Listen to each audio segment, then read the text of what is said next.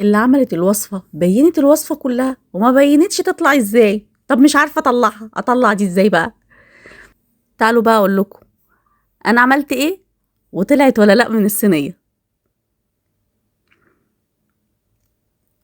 بصوا يا بنات، اول حاجة انا جبت الخلاط بتاعي ونزلت ب4 صفار بيضة، ونزلت عليهم بشوية من الفلفل الاسود، اضربهم بقى كده كويس في بعض واحطهم في الخلاط بالشكل ده،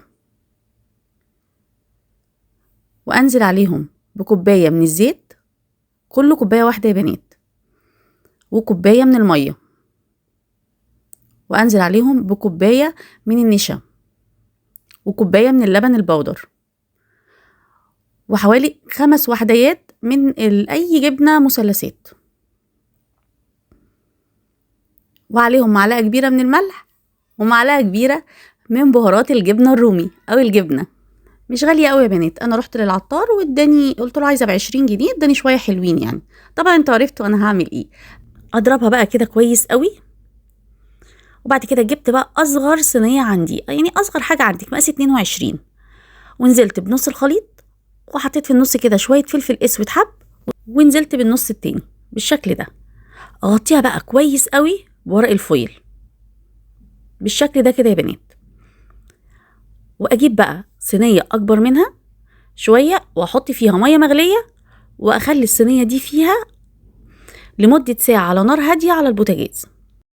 انا كل ده وماشية على نفس الخطوات زي ما هي قالت بالظبط. نحطها يا بنات لمدة ساعة على نار هادية.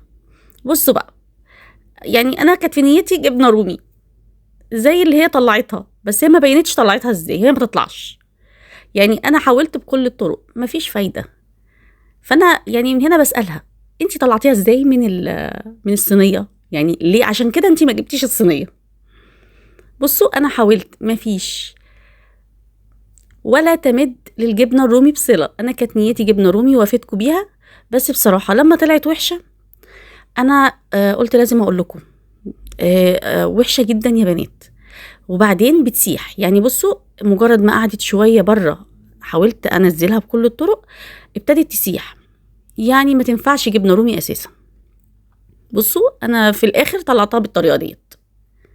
هي طعمها يعني مدي على جبنة عشان احنا حاطين طعم الجبنة، وما فيهاش مكونات غريبة يعني، بس اللي يحبها ياكلها كده ياكلها كده. لكن انا بالنسبة لي هدخلها بقى هبشرها في اي حاجة تمام، يعني هناخد طعم الجبنة.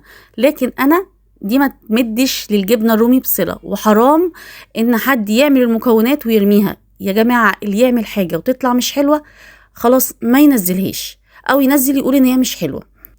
انا حبيت ان انا انزلها لكم واقول لكم رايي فيها ايه، عشان حرام الدنيا مش مستاهله، يعني مش كمان مش ناقصه تكلفه وتترمي.